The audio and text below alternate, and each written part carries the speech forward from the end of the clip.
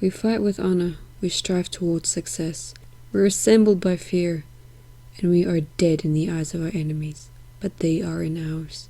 Soldiers, friends, what we don't know is how... What we don't is Jared Colt trailed off from the lines he had only gone over twice. He drew his attention to his wife, Arita, laying on the couch with a confident smile on her face. What we don't know is when the enemy will strike, but that we'll meet them in no man's land and in hell. Make Earth proud, Arita read from the script situated between her fingers. She held the compiled papers out to him, offering the chance to go over his character's speech, but he only leaned back against the windowsill. No, Jared shook his head. I'm expected to say this without difficulty. You've been learning your other lines, Arita reminded him. Jay, you only need to know this by Thursday. You still have 4 whole days to still go through this. Jared smiled and approached the woman he cared so much about. 10 years they have been together, and not a single day passed where she was nothing but supportive of his work, which he never took a break from. As an actor, he took his role seriously, even if it got in the way of interrupting his family time together. He wanted them to live a happy life and never worry about financial problems like he used to. He had everything he wanted: a home, someone he cared for, a child, and he remained at the top of his career. He could not ask for more. Did I at least come across as being militant? Jared questioned and sat down beside her at the end of their leather couch. Arita put the script down on the floor and pulled her legs onto his lap. Oh yes, it was quite convincing. Don't lie to me, I wasn't even trying. Jared laughed and took Arita's hand in his, gently pulling her up into a sitting position and then against his side.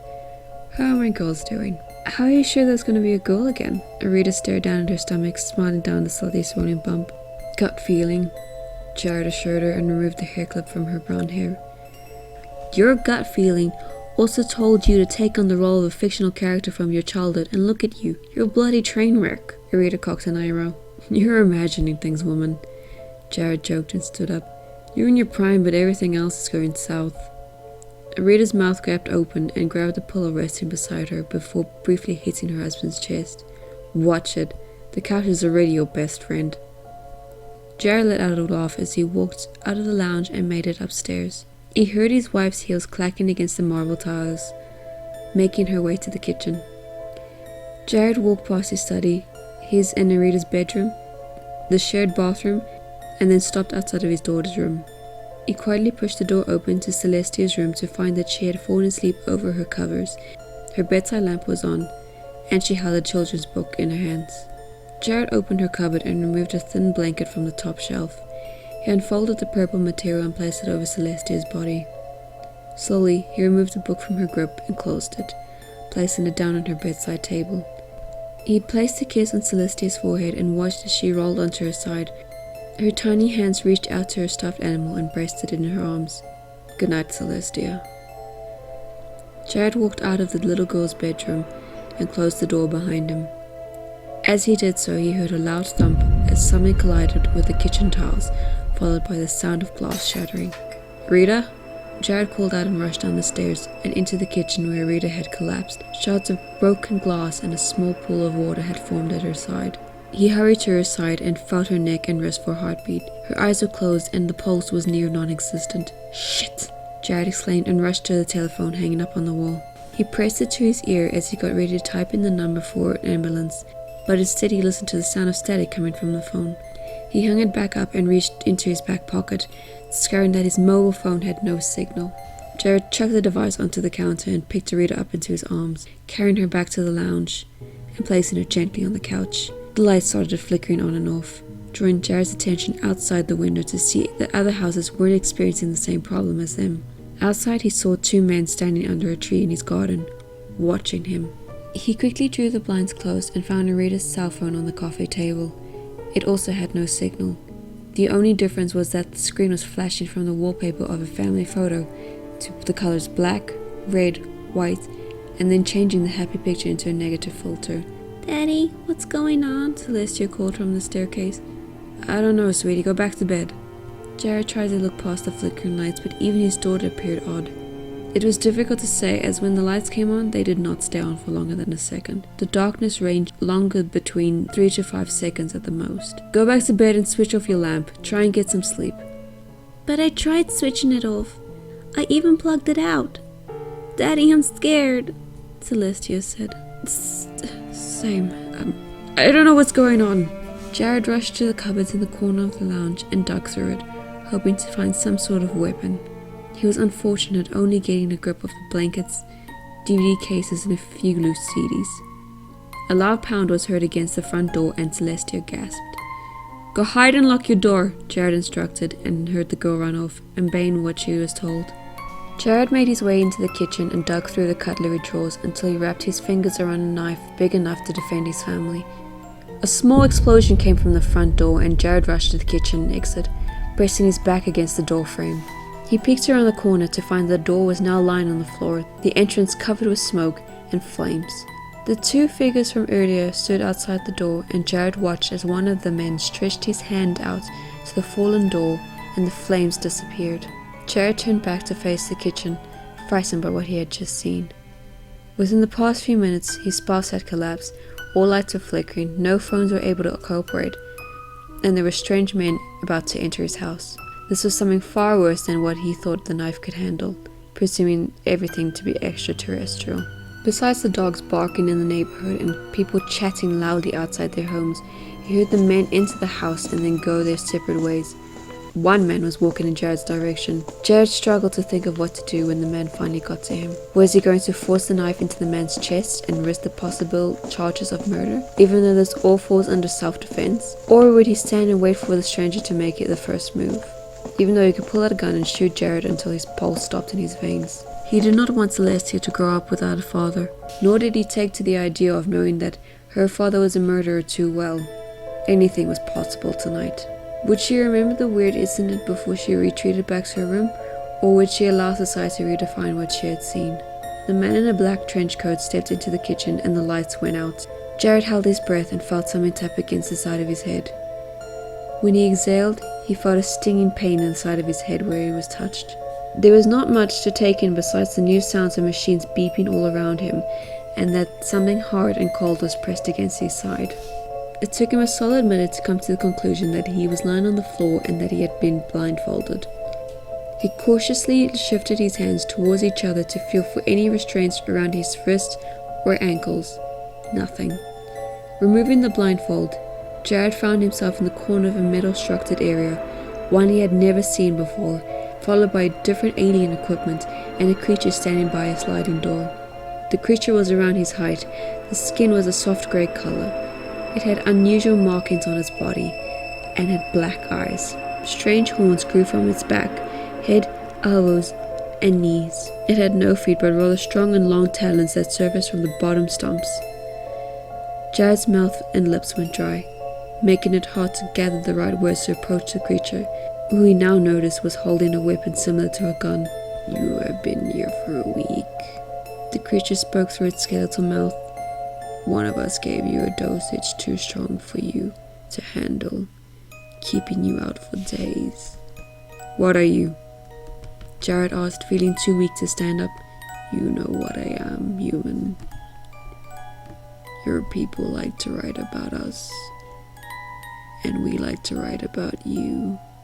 We live among you, the creature said, kneeling to the floor, and picked the flask standing beside it, rolling it over to Jared. We are the Hayllie, a family sent to explore what it would be like to live with humans. I think my people would know if you were living among us. Jared took the flask, unsure of what to expect inside of it, although he wanted to contain something he knew well. You have been blind for many years, the alien stated. Rita Hayllie is one of us. We each have a cloaking device in our bodies. Once activated, we are identical to your kind. When we wish to reveal our true forms, the device picks up on our desire and lets us go. Where is my wife? Jared asked, not wanting to believe the creature until he heard the words come from Arita. Arita has been placed under stasis.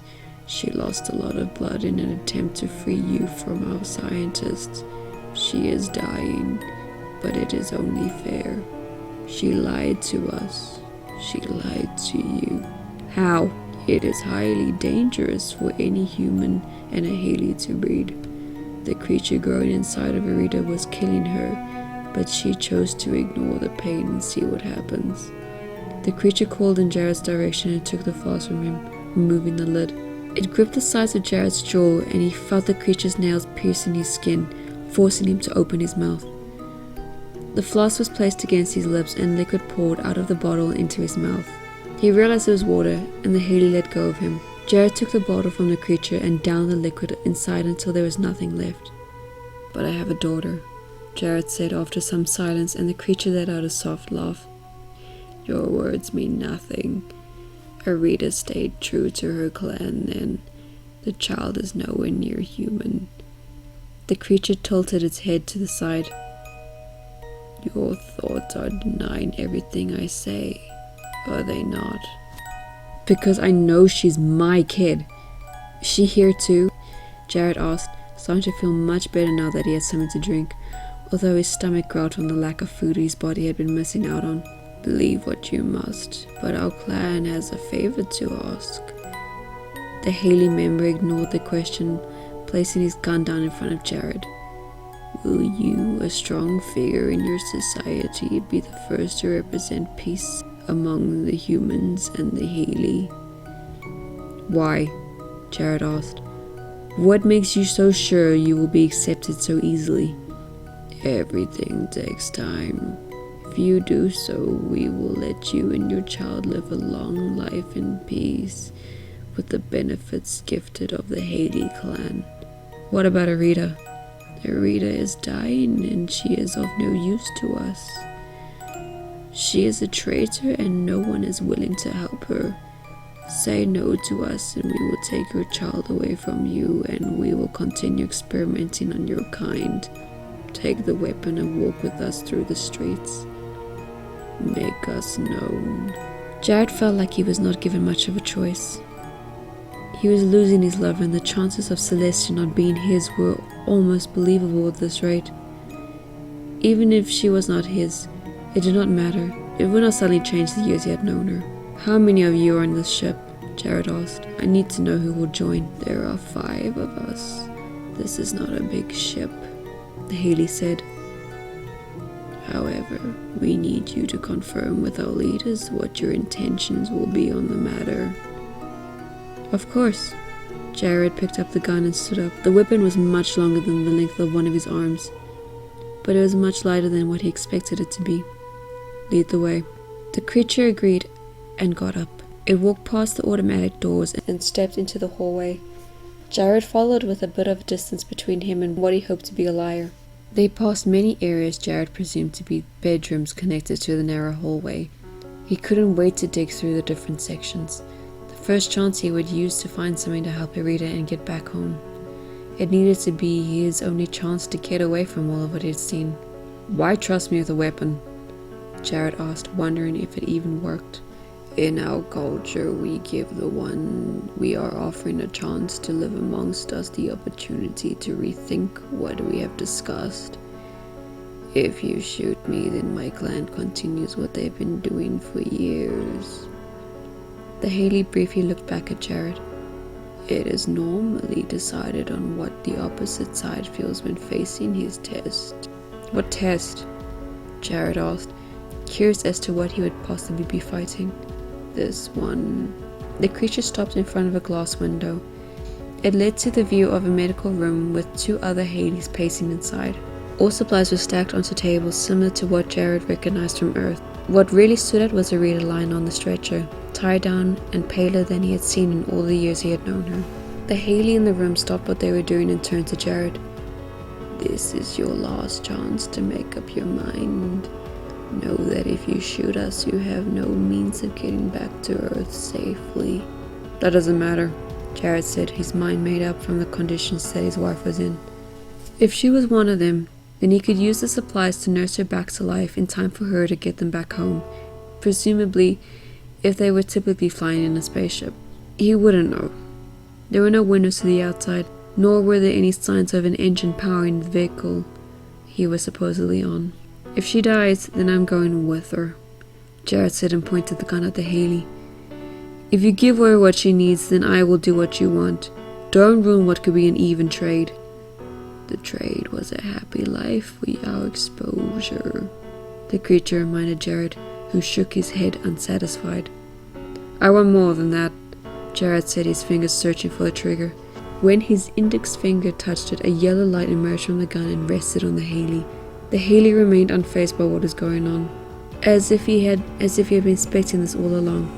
End this, human, or your offspring will be treated like a reader, betrayer of this ship. Just don't give her your blood. If you do, I hope she kills you. The words were enough to provoke Jared to do exactly what the alien seemed to beg for. He pulled the trigger and a blue beam shot out of the weapon. Once it hit the Hayllie, the creature imploded into ashes and bits of hard rock. The two creatures present in the next room ran into the hallway and began charging towards him, screeching out of frustration.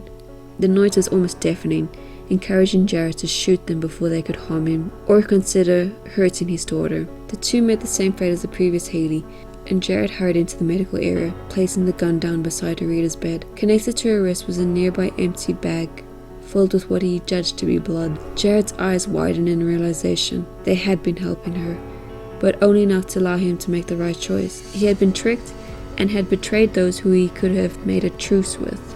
Hurrying before the bag could empty, Jared grabbed a syringe with a thin needle already in place. He pushed up his black sleeves and searched for a visible vein, having to irritate the skin until one revealed itself. He placed the needle into his arm and filled the tube with his own blood. Guessing what to do next, Jared injected the red liquid into the bag and watched it mix with what was already there. He put the syringe down and studied the place, spotting a file on a desk. He opened it onto a page in English. It was about Arita. In there it confirmed that Arita was not human, nor was Celestia his child. According to the files, if blood or genetics are mixed between a human and a Hayllie, something beyond unstoppable would be created, forming a terrible virus in the tester's mind that creates something animalistic and carnivorous. Jared slowly put down the files and peered at Arita. Her black eyes met his. Jared carefully approached Arita's bed and reached out for the gun. He took it and aimed it at Arita as he backed out of the door. Please, Harry, please don't try anything, Jared said weakly, not wanting to mess up more than he had already. Please. Jared quickly escaped from the space and made his way down the unfamiliar hallway, hearing the stretcher fall over and Arita's scream similar to the aliens he had heard minutes ago. He ran to the room ahead and found himself in front of the controls. Celestia standing in front of him. Celestia, Jared said, shocked that she was aboard. He focused outside of the large window ahead, discovering that they were not far from the ground. Are you able to land this? Sure, Celestia said and turned to the controls. But you know too much. Before he could say another word, the ship tilted forward and with full force it met the ground. Mr. Colt? Jared opened his eyes to see a stranger smiling down at him. He wore a white coat and a name tag indicating that he is a doctor. Although his memory flooded in with the tragedy of what occurred, he felt safe knowing he was in familiar hospital. Don't worry about anything. We have your wife resting in the next room, and we have cleared out the level to avoid any unwanted visitors, such as reporters, the doctor said. No. Jared managed to whisper. You need to get Arita out of here. A lot of people will get hurt or worse. Nonsense, The doctor paused and listened to the sudden gunfire and screams of men. The doors flew open and Arita ran in, covered in blood from whoever she had attacked. She stopped in front of the frightened doctor and snapped his neck. It happened so quickly. Harry! Jared attempted to sit up, but his body ached all over. Arita climbed onto the bed and leaned over him with a big grin on her face. She wrapped her hands around Jared's neck, and he let her tighten her grip. A part of him knew that he had already killed her, yet he preferred to think that he had helped her pass on easily, believing that she was not trapped inside of a monster's body. But if he was going to die like this, from what he created, then so be it. It was not long before tears formed in Arita's eyes and she let go of him, watching as he gasped for air. She climbed onto a table and made her escape through a ventilation above, leaving red evidence as she went. Security and a few nurses ran in and moved Jared into a safer place to recover. There he was watched by 5 guards, although he did not feel safe. Instead, he spent days in recovery, often catching Arita watching him from a window or the ventilation above his head. On the day of his release, 2 of the guards helped him gather what he needed and escorted him downstairs to the lobby. A horde of press outside the hospital, waiting for him. Above, he could hear moving in the vents. Arita.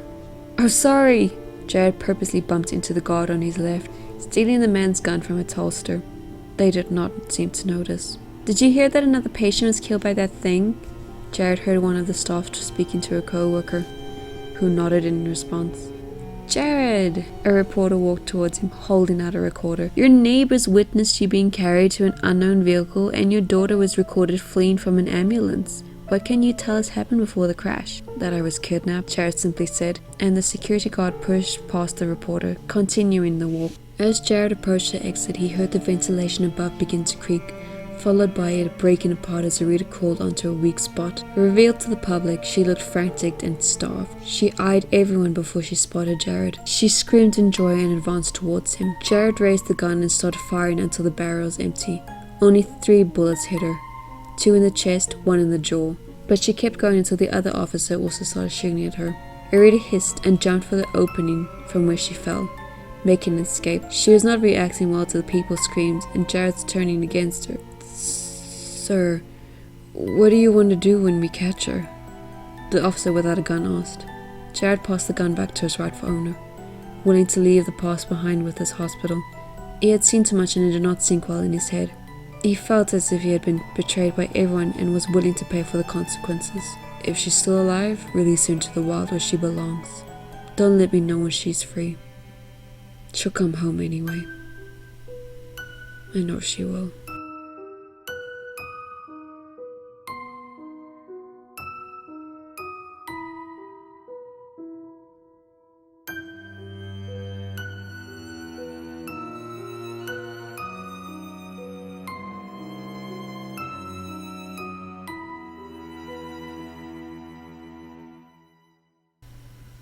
"Why trust me with a weapon?" Jared asked, wondering if he had